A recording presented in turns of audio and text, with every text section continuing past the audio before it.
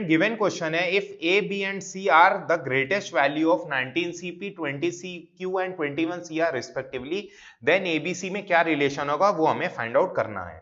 तो 19 CP की greatest value कब आती है? 19 CP की ग्रेटेस्ट वैल्यू आती है क्या? ग्रेटेस्ट वैल्यू आती है 19C 19 माइनस 1/2, और ये किसके बराबर होती है? 2 पे आती है। 19C 19 माइनस 1/2 और 19C 19 प्लस 1/2, और इन दोनों पर ही इक्वल भी होती है और ये ग्रेटेस्ट वैल्यू होती है। तो ये क्या हो गया यहां से 19C 9 इक्वल टू 19C 10। ठीक है, तो ए क्या यहां से निकल के आ गया? ग्रेटेस्ट वैल्यू कितनी आ गई? 19C 10 आ गई ग्रेटेस्ट वैल्यू। ठीक है, 19CQ के केस में, सॉरी 20CQ के केस में क्या हो जाएगा?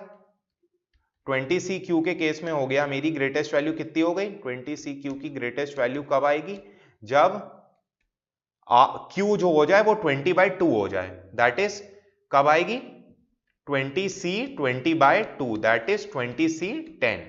तो यहां से B की वैल्यू कितनी आ गई? 20C 10, क्योंकि B ग्रेटेस्ट वैल्यू थी 20CQ की। सिमिलरली 21CR की ग्रेटेस्ट वैल्यू निकाल लेते हैं। 21CR की ग्रेटेस्ट वैल्यू कब आती है? जब R क्या हो जाए?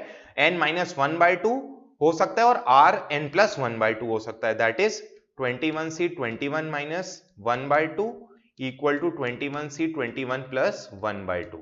2 पॉइंट पर आती है, दोनों पर इक्वल होती है।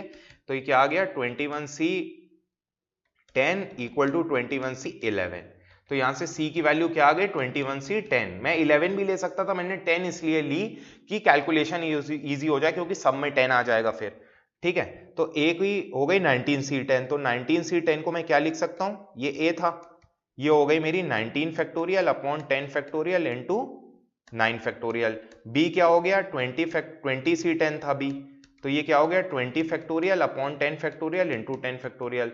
तो मैं 20 अपॉन 10 बाहर ले लेता हूं, तो क्या बचेगा? 19 फैक्टोरियल अपॉन 10 फैक्टोरियल, और एक 10 बाहर ले लिया तो ये बचा 19 फैक्टोरियल। ये हो गया 2a के बराबर। ठीक, सिमिलरली सी में भी लगा देता हूं। सी की कितनी थी? सी थी मेरी 21C 10, that is 21 factorial upon 10 factorial और 11 फैक्टोरियल। 21 और 20 बाहर ले लिया और 11 इंटू 10 बाहर ले लिया, तो यहाँ क्या बचा? 19 फैक्टोरियल, और यहाँ क्या बचा? 10 फैक्टोरियल और 9 फैक्टोरियल। तो ये क्या बन गया? सी की वैल्यू आ गई 42 अपॉन 11a। सी आ गया 42 अपॉन 11a, बी आ गया मेरा 2a, और ए तो ए था ही। ठीक है, अब अपन इसे फर्दर सॉल्व करते हैं। तो a is to b is to c क्या आ गया? a is to b is to c आ गया मेरा कितना? a is to 2a is to 42a by 11। इसको 11 से मल्टीप्लाई किया, a से डिवाइड किया, 11 is to 22 is to 42।